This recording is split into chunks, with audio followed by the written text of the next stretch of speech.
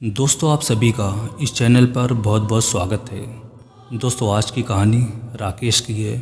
तो चलिए दोस्तों, शुरू करते हैं आज की कहानी।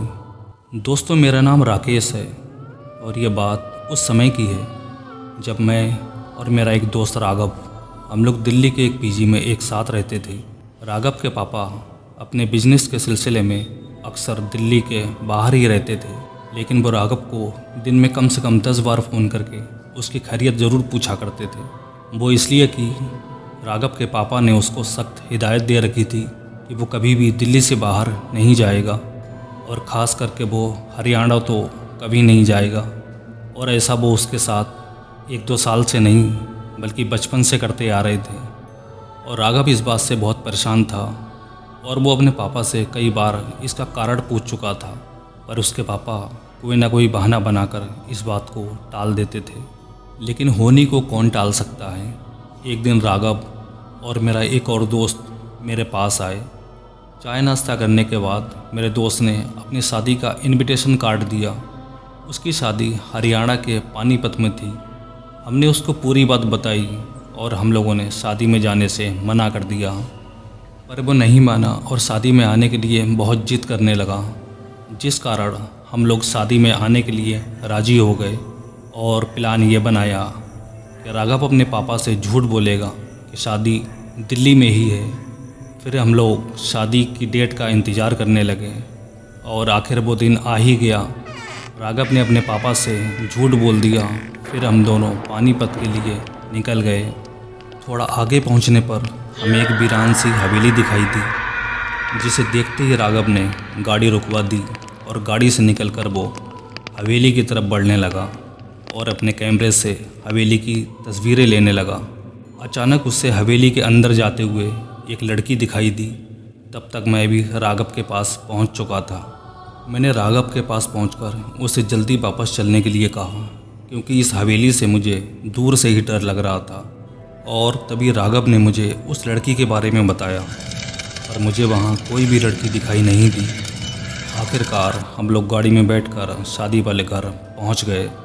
राघव अभी भी उसी लड़की के बारे में ही सोच रहा था। हम लोग एक रूम में जाकर आराम करने लगे और फिर कुछ देर बाद राघव अपना लैपटॉप लेकर बैठ गया और कैमरे से ली गई हवेली की तस्वीरों को ट्रांसफ़र करने लगा।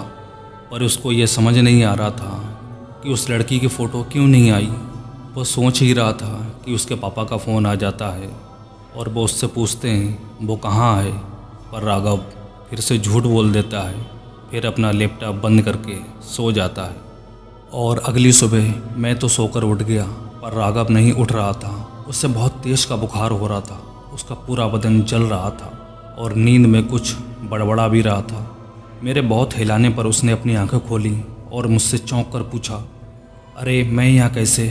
मैं तो पूरी रात हवेली में था उस लड़की के साथ। अब मुझे बहुत डर लगने लगा था। तब मैंने उसको बोला, चल घर वापस चलते हैं, लेकिन वो हवेली जाने की जिद कर रहा था।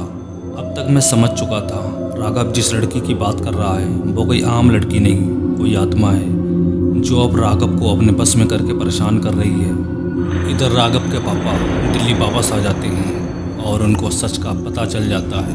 फिर वो राघव को फ़ोन करके पूछते हैं, तुम पानीपत गए हो? तब राघव उन्हें सब कुछ सच सच बता देता है और उसके पापा कहते हैं, तुमने पानीपत जाकर बहुत बड़ी गलती कर दी, और उसे समझाते हैं कि वो घर से कहीं भी बाहर ना निकले और वो भी पानीपत आ रहे हैं। फिर फ़ोन कट जाता है, पर राघव उनकी बात को अनसुना करके शाम को गाड़ी लेकर हवेली की तरफ जाने लगता है कि तभी उसकी गाड़ी रास्ते में बंद हो जाती है और काफ़ी कोशिश करने के बाद भी गाड़ी चालू नहीं होती।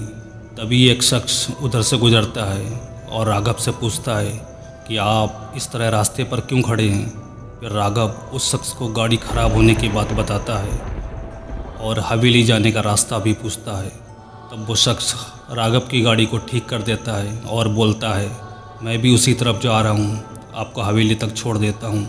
और वह अपना नाम मोहित बताता है। जैसे ही राघव हवेली के पास पहुँचता है और मोहित का शुक्रिया अदा करने के लिए पीछे देखता है तो उसके होश उड़ जाते हैं, क्योंकि मोहित तो गाड़ी में होता ही नहीं है।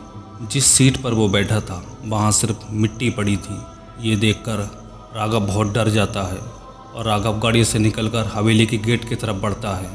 इधर मैं और राघव के पापा भी हवेली पहुंच जाते हैं। राघव को हवेली में वही लड़की दिखाई देती है और उसके साथ दिखाई देता है मोहित।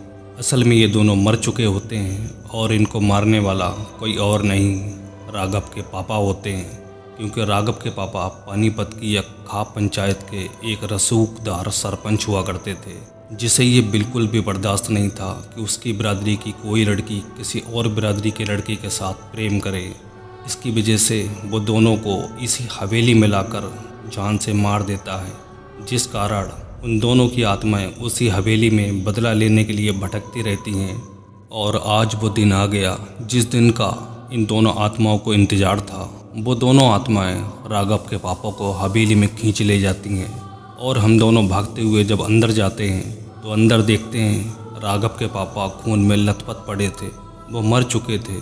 दोनों आत्माएं अपना बदला ले लेती हैं और फिर दोनों एक होकर इस बंधन से मुक्त हो जाती हैं। बड़े बुजुर्गों ने ठीक कहा है, हमें अपने पापों का फल इसी संसार में भोगना पड़ता है। दोस्तों, इस कहानी के बारे में आपकी क्या राय है, हमें कमेंट करके ज़रूर बताएं।